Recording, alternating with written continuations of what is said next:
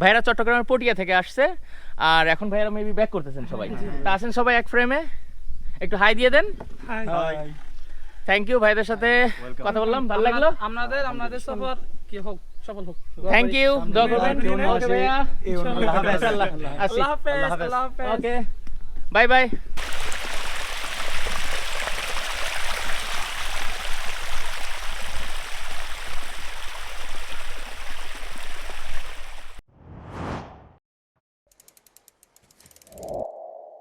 বন্ধুরা, এই মুহূর্তে আমি আছি বর্তাকিয়া বাজারের ঠিক একটু সামনে আগিয়ে খৈয়াছড়া আইডিয়াল কলেজের ঠিক সামনে। আর এখন আমরা যাব বাংলাদেশের ঝর্ণার রানীখ্যাত খৈয়াছড়া ঝর্ণাতে। জগন্নাথ পাহাড়ে ভ্রমণ শেষে আমরা আবার সীতাকুণ্ড বাজারে ব্যাক করি এবং সেখান থেকে ঢাকা চিটাগং হাইওয়ে থেকে আমরা লোকাল বাস ধরে আমরা হলো এই বর্তাকিয়া বাজারে আসি। আর এখানে ভাড়া নেয় 30 টাকা। তো আমরা এখান থেকে একটা সিএনজি রিজার্ভ করলাম। এটা আমরা খৈয়াছড়া ঝর্ণার কাছাকাছি তো নিয়ে যাবে, ঝিরির কাছে একেবারে, তাই তো? আর সেখানে যাব আমরা পার পার্সন। আপনারা যখন আসবেন তখন কিন্তু 20 টাকা করে। আর যেহেতু আমরা 4 জন একটা সিএনজি রিজার্ভ করতেছি, আমাদের টোটাল পড়তেছে 100 টাকা। তো আমরা এখানে এই সিএনজিতে যাব, 100 টাকা নিবে আমাদের খৈয়াছড়া ঝর্ণা পর্যন্ত আমরা দিয়ে আসবে। তো চলুন যাওয়া যাক। আসবেন তারা গাইড নিতে পারেন, আর যদি গাইড নাও নেন, যারা এখানে অনেকেই আগে আসছে আর আপনারা আসলে অবশ্যই দেখবেন আপনাদের মধ্যে এরকম অনেক লোকই যাচ্ছে, আপনারা তাদেরকে ফলো করেও যেতে পারবেন। আর যদি নতুন কেউ আসেন তাহলে আপনারা এখানে প্রথমে ঢোকার পরেই দেখবেন 2টা সাঁকো আছে, যে কোনো 2টা সাঁকোর যে কোনো একটা পার হয়েই কিন্তু আপনারা ঠিক খৈয়াছড়া ঝর্ণার এই ঝিরিপথ ধরে আপনারা এগিয়ে যাবেন। তাহলেই এই পথের লাস্ট ডেস্টিনেশনে কিন্তু সেই খৈয়াছড়া ঝর্ণা। আর আপনারা ঠিক ঝিরিপথ ধরেই আসবেন, এই যে ঝিরিপথটা দেখতেছেন, এই ঝিরিপথ ধরে আসবেন। কিছু দূর আসার পরে এই কাঁঠালবাগান জামে মসজিদ আপনাদের সামনে পড়বে, আর এই কাঁঠালবাগান জামে মসজিদের সামনে দিয়ে যাবেন। আর এখানে কিন্তু এরকমের কাছাকাছি ইন্ডিকেটর দেওয়া আছে যে ঝর্ণার রাস্তা এইদিকে, আপনারা এই ইন্ডিকেটর দেখেও যেতে পারবেন করে। আর আপনারা যখন ট্রেকিং করে ঝর্ণার দিকে যাবেন তখন কিন্তু মাঝে মাঝে কিন্তু এরকমের রেস্টুরেন্ট পাবেন। আপনাদের যে এক জায়গায় খাবার অর্ডার করতে হবে এমন কোনো কথা নেই, মাঝে মাঝে কিন্তু এরকম রেস্টুরেন্ট পাবেন, এসব জায়গায় কিন্তু খাবার অর্ডার করতে পারবেন। বাংলাদেশের যতগুলো জলপ্রপাত আছে তার মধ্যে অন্যতম একটা। তবে মজার বিষয় হলো এখন থেকে 10 বছর আগেও কিন্তু এই খৈয়াছড়া ঝর্ণাতে তেমন কোনো পর্যটক আসতো না। আর যতটুকু জানা গেছে এই খৈয়াছড়া ঝর্ণা গত 50 বছর আগে মূলত সৃষ্টি হয়েছে, হয়তো বা কোনো পাহাড় ধসের কারণে এই খৈয়াছড়া ঝর্ণাটার তৈরি হয়। তবে এর বাস্তব আসলে অ্যাকচুয়াল কোনো প্রমাণ এখনও পাওয়া যায়নি। তবে প্রত্নতত্ত্ববিদরা যতটুকু যা জানতে পেরেছে তাতে হয়তো বা 50 বছর আগেই এই ঝর্ণাটা তৈরি হয়েছে। আর আমাদের এই ভাইরা কিন্তু অলরেডি খৈয়াছড়া ঝর্ণা ঘুরে আসছেন, তারা এখন ব্যাক করতেছেন আর এখানে রেস্ট নিচ্ছেন আপাতত। ভাইরা কোথা থেকে আসছেন? ভাইরা সবাই চট্টগ্রাম থেকে আসছে, চট্টগ্রামের কোটিয়া থেকে আসছে। আর পটিয়া, সরি ভাইরা চট্টগ্রামের পটিয়া থেকে আসছে আর এখন ভাইরা মেবি ব্যাক করতেছেন সবাই। তা আসেন সবাই এক ফ্রেমে, একটু হাই দিয়ে দেন। থ্যাংক ইউ, ভাইদের সাথে কথা বললাম, ভালো লাগলো। আপনাদের সফর কি হোক, সফল হোক। থ্যাংক ইউ, দোয়া করবেন। ওকে ভাইয়া, আল্লাহ হাফেজ। ওকে, বাই বাই।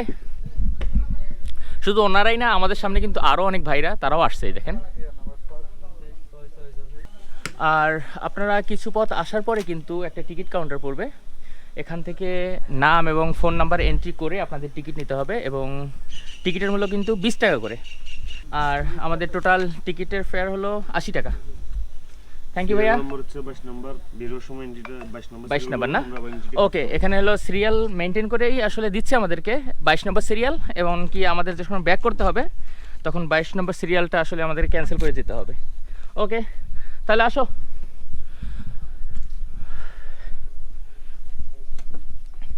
আমি আসলে জানতাম না এর আগে যে এখানে টিকিট লাগে। যাই হোক, এখানে হয়তো বা নতুন করে নিয়ম করছে, এখানে 20 টাকা দিয়ে এন্ট্রি করতে হয়। আর অবশ্যই ফোন নাম্বার এবং নাম এন্ট্রি করতে হবে, আর সিরিয়ালটা মনে রাখতে হবে, যাওয়ার সময় সিরিয়ালটা ক্যান্সেল করে যেতে হবে। তো এখন আমাদের সামনে দেখেন একটা ঝিরিপথ, এখানে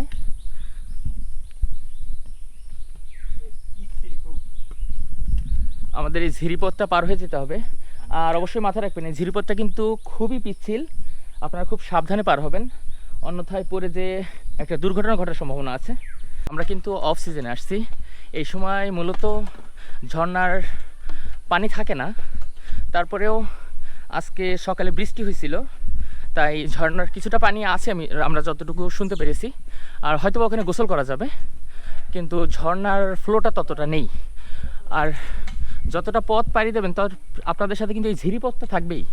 এই ঝিরিপথের কোল ঘেঁষে কিন্তু আপনাদের হাঁটতে হাঁটতে যেতে হবে। ট্রেকিংটা এই ঝিরিপথ ধরেই করতে হবে। আমরাও ঠিক ঝিরিপথ ধরেই ট্রেকিং করতেছি। তো আমরা এখন যাচ্ছি, আর যাওয়ার পথে কিন্তু এরকমের ছোটোখাটো ঝিরিপথ পার হতে হবে বেশ কয়েকটা। আর পানিটা কিন্তু যথেষ্ট ঠান্ডা। তবে বর্ষার সময় কিন্তু এই পুরা পথটাই কিন্তু পানির স্রোতে আসলে ভরে যায়। এখন কিন্তু পানিটা খুব কম, তবে বর্ষার সময় কিন্তু প্রচুর পানি হয় এখানে।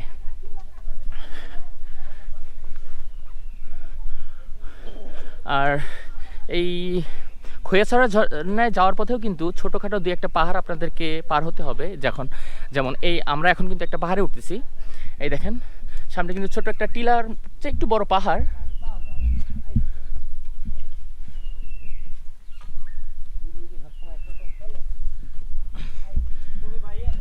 এরকম কিন্তু 2-3টা পাহাড় পার হতে হবে আমাদেরকে। কিছু দূর আসার পরে এরকম 3টা পথ দেখতে পাবেন। একটা ডানে গেছে, একটা বামে গেছে, একটা সোজা গেছে। আপনারা সোজা নিচের পথটা ধরে চলে আসবেন। মানে এমন একটা পথ মনে হয় যে 2 সাইডে পাহাড়ের মধ্যে একটা উপত্যকা, এরকম একটা পথ ধরে চলে আসবেন। আর এই পথের পাশে কিন্তু আবার সেই ঝিরিপথ আছেই।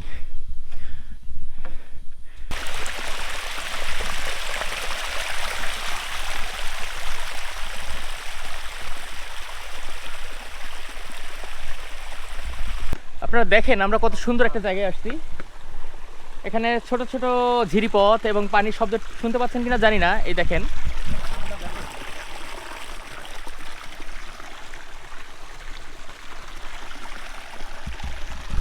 এই পানিগুলো কিন্তু সব সেই ঝর্ণা থেকে আসতেছে। আর এই পথটা কিন্তু ব্যাপক পিচ্ছিল, আপনারা খুব সাবধানে হাঁটবেন। সো এখনও কিন্তু আমরা সেই ঝিরিপথ ধরেই হাঁটতেছি। তবে প্রাথমিক পর্যায়ের ঝিরিপথের চেয়ে এই ঝিরিপথটা কিন্তু টু মাচ বেটার। আসলে এই ঝিরিপথটায় যেও মজা আছে। এখানে অনেকে ফ্যামিলি সহ আসছে দেখেন।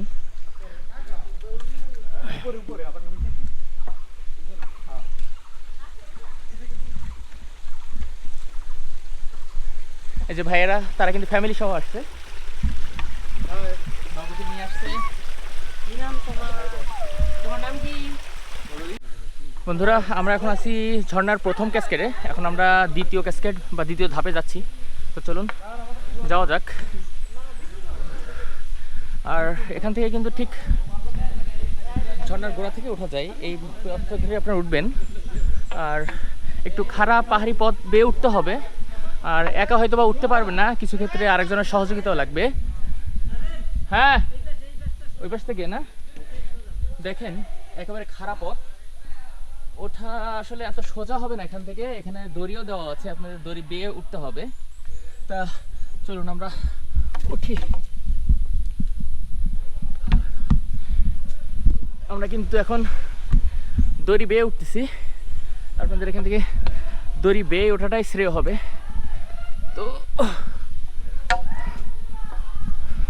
এখানে কিন্তু পুরোটাই ভাবে দড়ি টানানো আছে।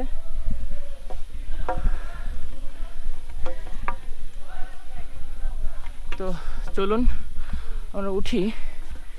এই পথটা আসলে একটু রিস্কি পথ, আপনারা যারাই উঠেন খুব সাবধানে উঠবেন। কোনোভাবে পা স্লিপ করলে কিন্তু একটা বড় ধরনের দুর্ঘটনা ঘটার সম্ভাবনা আছে।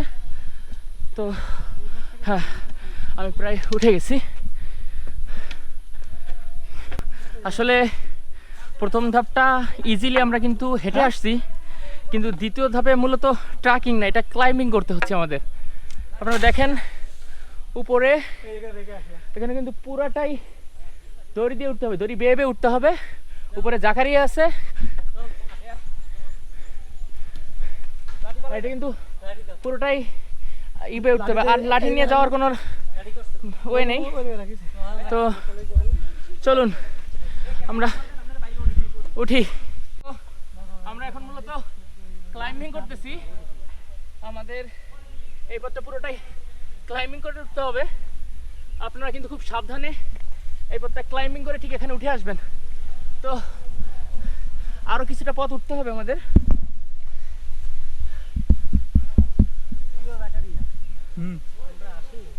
চলুন ওঠা যাক।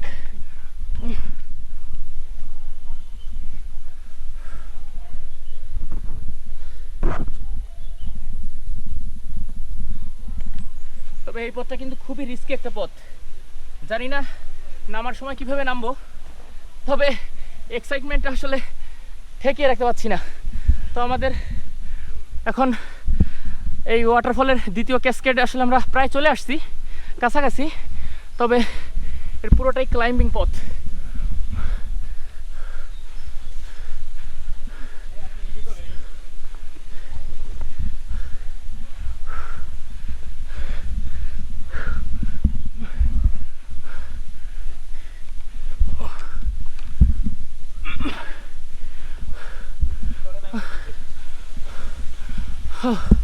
দেখেন সামনে কি অবস্থা,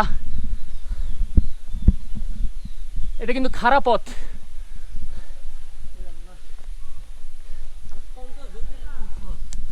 খুবই ঝুঁকিপূর্ণ পথ, সাহস না হলে কিন্তু কেউ উঠবেন না। এই শেষ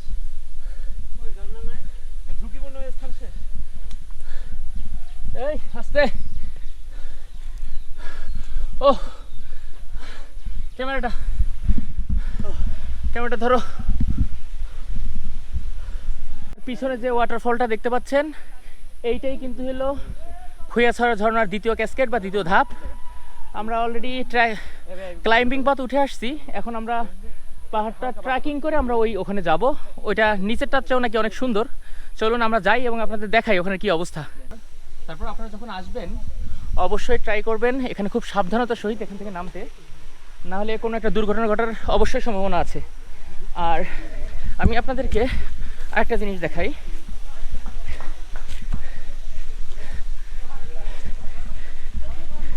এই দ্বিতীয় ধাপের ঠিক সামনের ভাগে এখানে কিন্তু একটা সুন্দর একটা ভিউ পয়েন্ট আছে। আসেন, এই যে ভাইয়ারা এখানে ছবি তুলতেছে, খুব সুন্দর এই পয়েন্টটা, ভিউ পয়েন্টটা। ভাইয়ারা এখানে ছবি তুলতেছে। আর অবশ্যই এই জায়গাটা কিন্তু খুব পিচ্ছিল, আপনারা এখানে কোনোভাবেই আসার চেষ্টা করবেন না।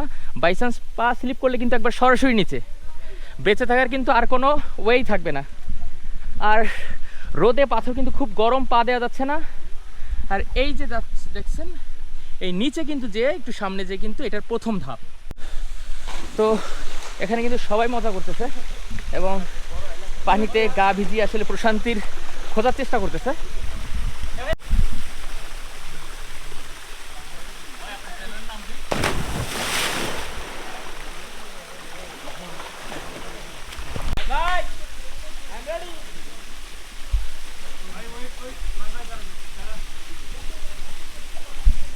আপনারা দেখতেছেন এই একটা ছেলে কিন্তু লাফ দেওয়ার জন্য রেডি হচ্ছে, দেখেন।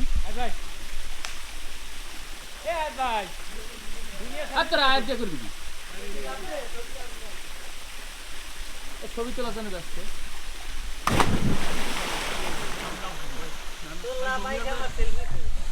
এইভাবে কিন্তু লাফ দেওয়াটা মোটেও সেফ না। আপনারা অবশ্যই লাফ দেওয়া থেকে বিরত থাকবেন, এটা কিন্তু মোটেও সেফ না, কারণ এখানে পুরোটাই কিন্তু পাথর।